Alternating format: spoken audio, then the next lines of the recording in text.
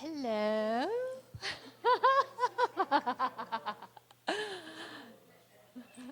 Okay, so the other stuff that we've done today, this morning, this is my love. The other is my love too, but that's work stress. But this is really something that I really I enjoy doing. So I'm going to be a little bit more relaxed than I have been the rest of this morning. Do you guys know Debbie Reed? Yes. I'll let Debbie introduce herself. And we're supposed to use the microphone, so let me get the microphone. Good afternoon. My name is Debbie Reed, and I am on faculty at the University of North Florida in the Exceptional Deaf and Interpreter Ed Department. And I also am very passionate about what we're going to be experiencing and talking about today. I have a private practice also as a licensed mental health counselor. So this to both of us come from a little bit of a different perspective, which you'll hear about in a minute, but we're both very passionate about this and excited to do this together. so my background is I am a mindfulness-based stress reduction instructor through John Kabat-Zinn at the University of Massachusetts. John Kabat-Zinn was actually the founder and trained people to train. And it's a very long and tedious type of training, but it was something that I did for myself personally, just to kind of get into the practice of things. And I used this with my staff when I was working in a school district. But what we're doing today is a little bit different. We're looking at it not for mindfulness-based stress reduction for students, but we're looking at it for you as your career. We're good. Thank you, sir. And for yourself. So we want you to learn some techniques to help you de-stress yourself, because we know this is a stressful job. And you take on a lot of different things from other people. You shoulder a lot of things from other folks, your students, your faculty, your staff, transportation, just all the logistic things you shoulder. And so we want to give some time to that. Okay, so just a couple things to get us started. So mindfulness, the practice of mindfulness, is a very big part of self-care, and Iris just shared, some of those things that we all shoulder. There's two very strong types of mindfulness research that that are widely recognized right now, and that would be the mindfulness-based stress reduction. You might see that, here we go with the acronyms, Mbsr, and then mindfulness-based cognitive therapy, MBCT. So those two areas are probably what you will see a lot in the research. So with the MBSR, the first one, that helps alleviate stress, anxiety, depression, and chronic pain. In this practice, you cultivate an awareness through a mindfulness practice. And it's really practical for everyday living, because we work on relaxing the mind and the body, and we're going to do a little bit of that this afternoon. One of the things that's really important, though, to keep in mind that the MBSR is it's typically like an 8-week course where you get trained, and then you have to have a lot of experience and time to practice and that kind of thing. So a lot of us hear the word mindfulness thrown around like, oh, we're just going to do mindfulness. If we're really doing it with evidence-based practice and with fidelity, then those of you who are interested could go through and take courses and complete the certification. Many of the hospitals, and which is where I was teaching before, teach mindfulness-based stress reduction for their patients. So they use it in for pulmonary or cardiac patients and for anxiety patients. They come to the mindfulness-based training from the hospital to learn the skills to practice on their own. And that course itself is an 8-week course at the hospitals. And that's the way Dr. Kabat-Zinn had set up the practices, so that you would actually become habitual with it and thinking about it. And you go through a lot of different types of practices. So it's more like walking meditation, breathing meditation, eating mindfully, exercising mindfully. It's really teaching you to have control of your thoughts and your mind. Now, in regards to cognitive-based mindfulness practice, I'm going to let Debbie explain that, because that's her portion of it from the LSW stance. Yeah, so with the cognitive therapy and the mindfulness space, and I do use a lot of that in my practice to support wellness for the clients that I see. But the therapeutic intervention is often used to help people change thoughts that are unproductive. So we're really looking at using psychological techniques, or that what I do, to help clients understand the correlation between the various modes of the mind and their diagnoses that they have. So in that practice, the individuals typically work with a licensed professional in order to do that. So those are kind of the two different, we see a lot of research in both of those areas, but we want to talk a little bit more about self-compassion. And there, I'm going to turn the mic back over to Iris, because for those of you who might not be aware, Dr. Kristen Neff's work, how many of you are familiar with her work? Okay, great. This is good. This is going to be good for you then. So she is built upon both of those practices, and really focusing, using mindfulness, but from a self-compassion standpoint. I think there's a lot of things that we're going to do today and help you, kind of walk you through some things that hopefully you will be able to use in your own life and practice. So Dr. Kristen Neff is at the University of Texas, and she has a son with autism. And what she found was that she gives and gives and gives. And as you know, any one of us understand, when you have a child with autism that does self-stimming and other echolalic behaviors, you don't get away from it. You don't escape it. So she had to find a way to help herself be able to give back.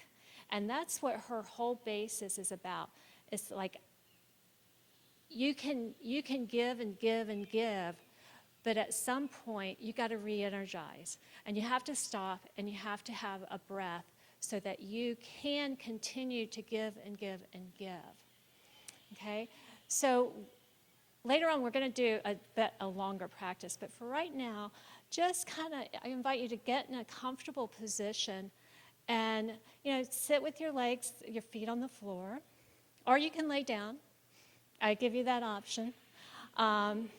If you want to sit back in the chair a little bit, so there's, of course it's always sitting meditations, but if you want to just kind of like get into a posture where you're a little bit more relaxed and come back into your chair and have your feet on the floor, please feel free to do that. Just get into your comfortable position as you would. And I invite you just to take your eyes down to the floor or up to our beautiful ocean that we have. And you don't have to close your eyes, but some people find it comfortable to close their eyes. And just take a deep breath in and hold your breath in. And fill up your lungs all the way down. And then slowly let your breath out, so that your stomach goes, or your abdomen goes all the way back in. And just relax your hands. Let your fingers, feel the stress leaving your fingers. And take another deep breath in, breathing in through your nose. And just slowly letting it out.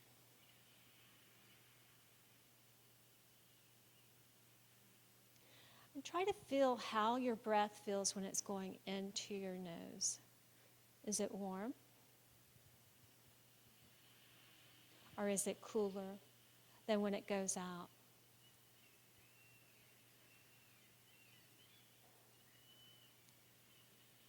And imagine yourself sitting on that beach. And can you imagine smelling the ocean? If that's a non-stressful place for you.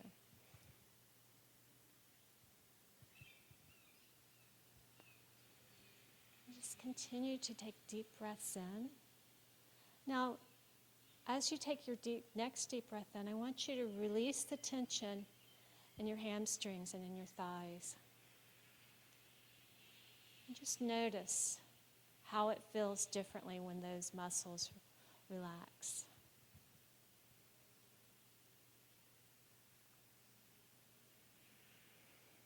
And go down to your calves. And just bring your oxygen into your calves now.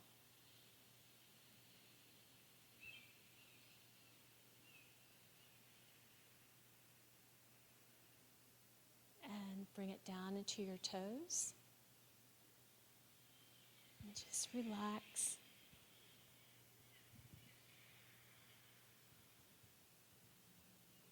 And let your shoulders relax.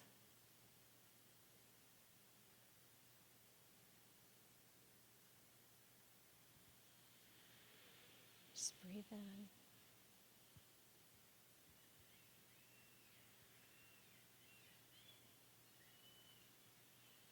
And just feel the tension leave your whole body.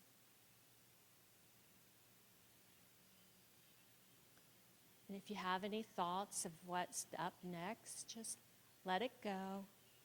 Just like that wave is coming in and out. Just let that thought just go.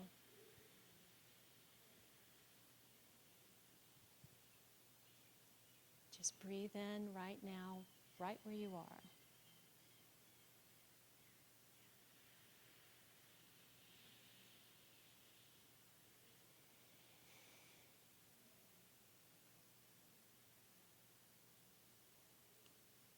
And now slowly open up your eyes. Wiggle your toes a little. And bring your attention back in. And just tell me, give me some feedback. When you came in, I know you guys were talking and chatting and the energy was high. But how do you feel now? Did anything leave? Your mind is calm? Okay. You're relaxed a little bit more? Okay. As a facilitator, that's a really good thing. Anyone else?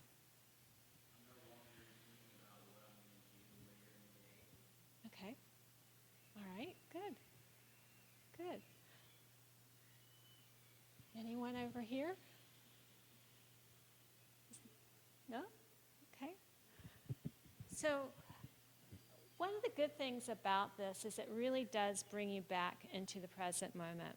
And it brings you into where you are. And instead of focusing on the stress and perseverating on that stressor, it just brings you back in. And that's really, really the key to self-compassion, is giving yourself some time to breathe and relax and do something that you enjoy that's going to get the stress away. So just wanted to share a personal experience that I had before I built these practices into my daily life. So a couple years ago, I took on more and more, as many of us do, responsibility at the university, and before you knew it, I was working like many times, staying up 24 hours a day, and still not getting my work done, and that was happening a couple times a week, and we lost some faculty, and so I was double dutying and all that kind of stuff, and the stress. You know, when they say stress can kill you, I never really took that to heart. But my body and my system started shutting down. And so I found myself in CCU 3 times in 1 year for my lungs filling up with fluid and my blood pressure spiking for no reason. And then my digestive system stopped completely altogether. So that was another hospital visit. And then I had an appendicitis. I mean, it was just one thing after another. And it was always stress. That's what the doctors would repeat. Every doctor I went to, stress. You have to eliminate stress. And when one of you just mentioned you weren't thinking about the next, and I was constantly like just consumed with, oh my gosh, my to-do list is so big. I can't get it done. What am I going to do? I've got all these students. I've got these. So it was a very rude awakening for me to really pay attention to that. And I had, physical health problems as a result of all that stress. But I started building in mindfulness and practices like you just experienced now. Was very intentional about knowing that I wasn't going to be able to flip the switch and everything's going to be better. It was going to take time. So I took my time, and it's been about a year since I started this new journey, and I walk every day now, 4.5 to 5 miles every morning to get my head. I do mindful walking to get my head on straight, to start the day in a positive direction. I do some practices like we just went through.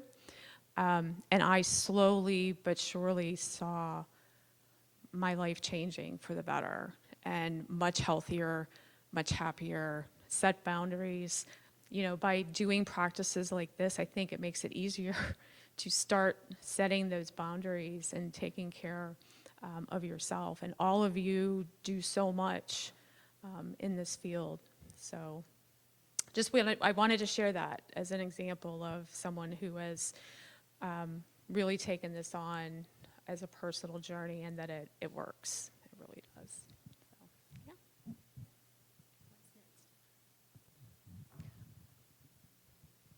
We really had great time planning for this. So, we want to go through some other things for you. And I don't know how we can do that on that. We can pull that and plug you in, and you can do that. Do you have the little jump cord? Oh. Okay, or you can type it into my computer?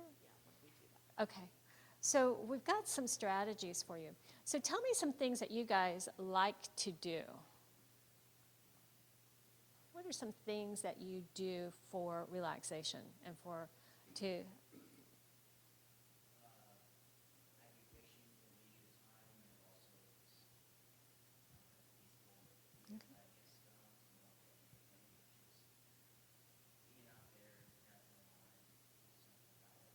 Yeah. Are you fly fishing or just regular deep sea fishing or?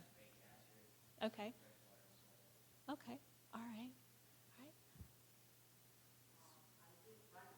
Running.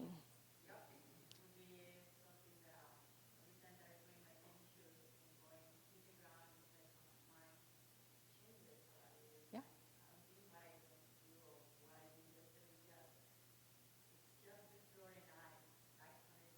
Yeah.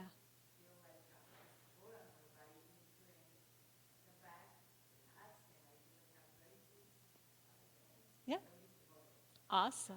Awesome. Chris? Oh, I thought you had your hand up. I'm sorry.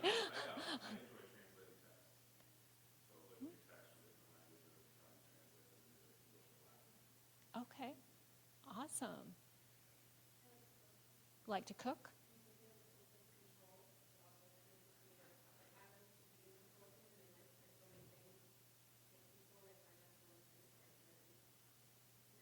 Yeah. Yeah. Oh, that's awesome. Gwen? Art. No, you do jewelry, don't you? So when you're making the jewelry, how does that work for you?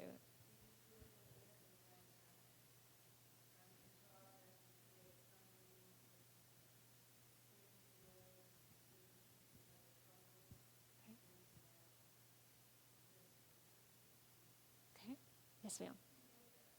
Yoga, yeah. Yeah. And that's a mindful practice in itself. Okay. Okay. Anyone else want to share? Your dogs. Okay. Okay. Oh, yeah. Yeah. Reading? Cleaning? Can-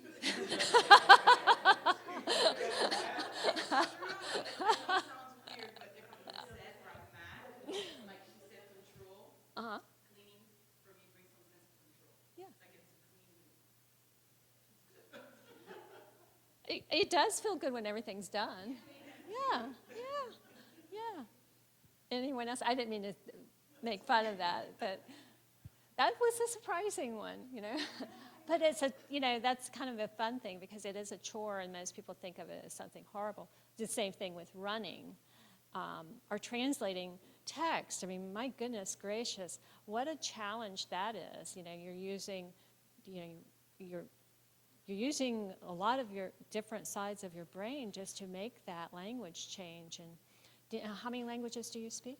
English, Spanish, and a little bit Latin. Okay. I have multiple dictionaries. Oh, It's the task, it's the completion is one thing, but also when I'm doing it, I immerse myself in the text, okay. right? So it's more like an escapism to a certain extent because I can live in those texts and absorb the context in which it was written. Also allows me to kind of do that.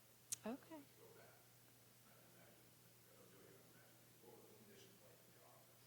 Mm-hmm. What was the political climate? What was the religious climate? Mm-hmm. I'm really just removing myself at the time, which I don't necessarily live in the moment, but it's nice to learn about what other people are living. They were living in the moment, so you can relate to the same thing. Yeah.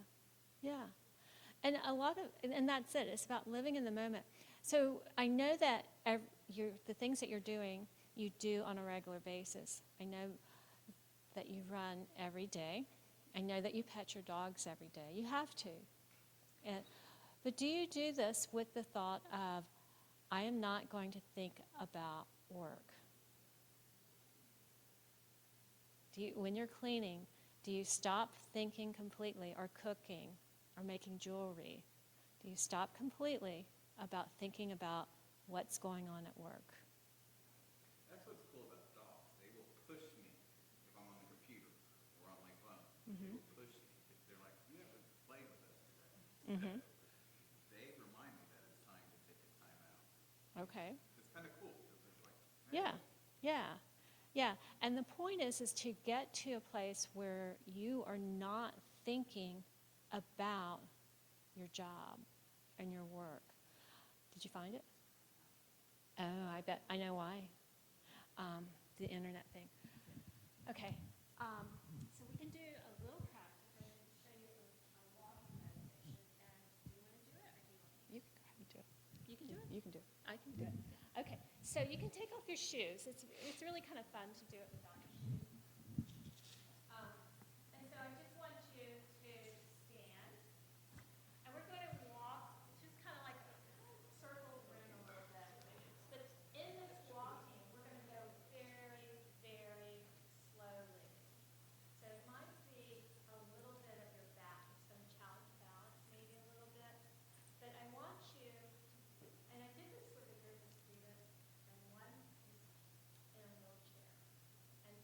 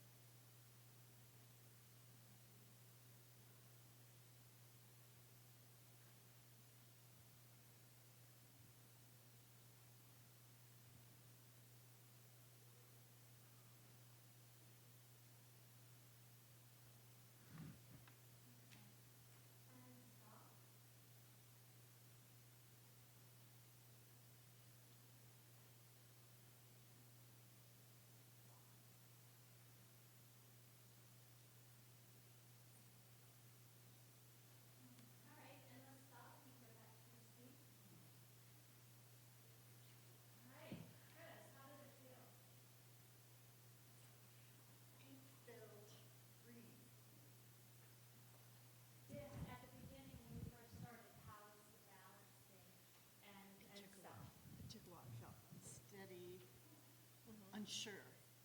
Not because my body couldn't do it, but I didn't know where I was. But it felt freeing and steady as I went along. Okay. Anyone else want to share? How did that movement feel to you? I was unbalanced until I picked up the pace. It was hard to walk slowly. It's very hard to walk slow, isn't it? Your stance has to be a little bit wider when you're doing it. Yeah. But did you notice any tension in your body as you were doing that at first? Did you see any release of tension as you were walking, or find yourself with noticing where your tension is? Just noticed I was more comfortable walking faster. Okay. Okay. I think it's the impatience of walking slowly. And I felt it more in the toes. Yes. As I went slower, I kind of felt, so I kind of rolled over the toe and then rolled on a little bit Yeah, more. well, it's different. But like you said, when you walk slower, it takes a lot more balance and control as opposed to walking fast. Yes. So going slow is like, whoa, I Yeah. know how to walk, what's going on here? Yeah, hold on to the table. You had to hold on to the table first? Okay. It's interesting to think about something that we usually don't think about as we walk on autopilot, and then you're just kind of think about the movement that you go into it. Yes. That's what I got of it. Yes. It was enlightening. It was enlightening because I think we lose cognizance of the kinesthetic things that it takes to take a step. And I also found myself being more appreciative and kind of thinking bigger picture. Like you're saying, I've had students in wheelchairs that can't do this kind of thing, so just feeling fortunate. But I also had a very hard time clearing my mind. And so, at one point I was thinking of the movie Die Hard, where he's on the plane and he scrunches his feet on the carpet. So that came in, but, like when you have those things just let them flow through. And then I focus back on the kinesthetic. He's also walking on glass. Yes. I was talking about it before that. But yeah, it was cool. So I think, it was enlightening. Okay. Monica? I would say that, like, I related what you say about not being conscious that you're walking because when you walk through there, things that are good, But I also, what kind of muscles you start to walk when you really think about it, and you walk slowly, start saying, okay, if I feel some toes, ankles up, it's like your body start engaging in another kind of situation that, I discovered that I have this muscle that I always think about it, So it's keeping your mind like that connection or relation between movement, and thinking. Yes. That I always think that it should be in a way. Most of the time, we really want to relax. Yes. You have to have that connection with your brain, with your body, Something else that you mentioned while we were doing this that I think is really important. You reminded us to have your shoulders back. And if you ever, how many of you walk during the day, like as a regular practice? Okay. So if you're outside and you're doing your walking, I don't know if you've ever paid attention, but so many people do this. And I did the same thing. So next time you're out on your walk, kind of look around and see, and people are looking at the feet, and so you're missing all this beautiful trees and leaves and sky and so many things out in front of you. How many of you use music when you walk? Okay, a lot of people do that. I tried putting that away so I could be more intentional about what I observe when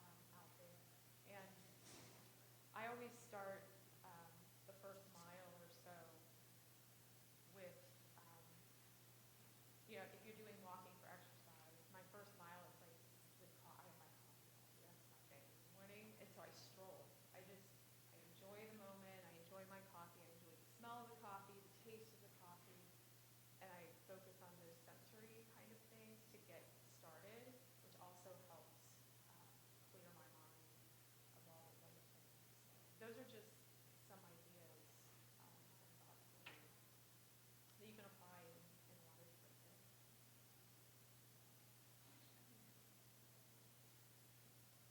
So, just a couple of other ideas, and we'll put this up in, so you can have access to this, so you don't need to write this down, but we try to give you some ideas for some other things also,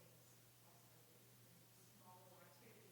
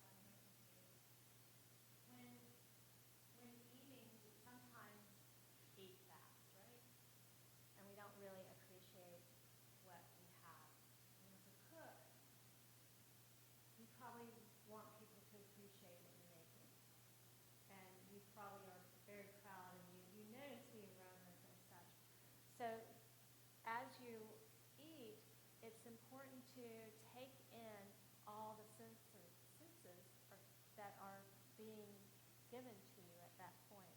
So just looking at the food for a minute, just pause and look at it. And then pause and take a deep breath and smell the aromas that are coming out of the food. And then as you take your first bite, just take one bite. Now you can do the whole meal this way, but it's really hard. But take one bite of the thing that's really, if it's a piece of meat or if it's the vegetables or whatever it is on your plate, just take one bite of it and just savor it. Take it slowly. Let it just sit in your mouth before you chew it all up and swallow. And get the full flavor of what you're eating. And just eat it slowly.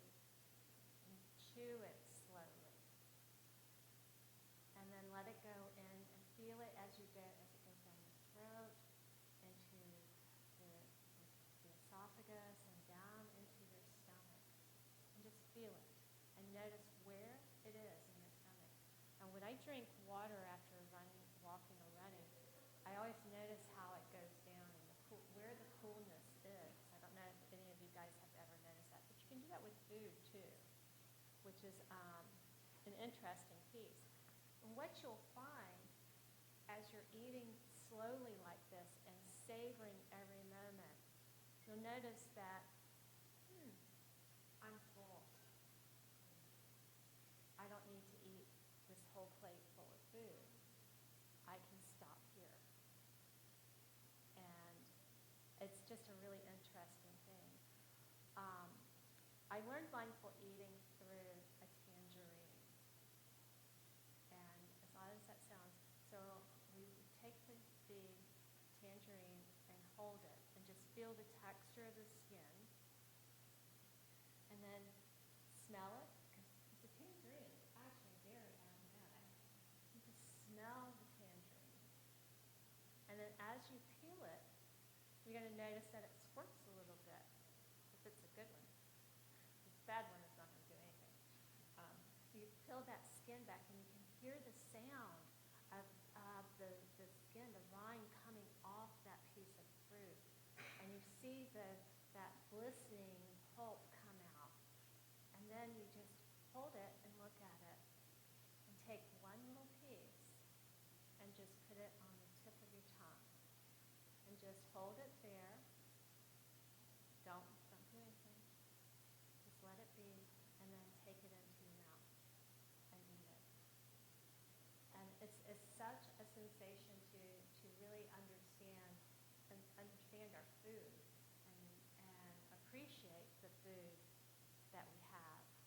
So I challenge you tomorrow, as we're having our plated lunch, just to take a moment after they set that main dish down and see how you can just savor it and enjoy it differently. You brought food before. I have. Did you? I Okay. have. I 'Cause brought. my mind doesn't work the way it used to, but I thought I Yeah. did. Yeah. We did this in a training once with with those Altoids. Altoids are very strong peppermints, so that was really an interesting one to do. Yeah. Yes. Yeah. Imagine a whole kiwi.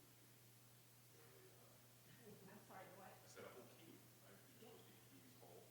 Most of it, I don't know, it's like under the skin. Yeah, you could try just that. Yeah.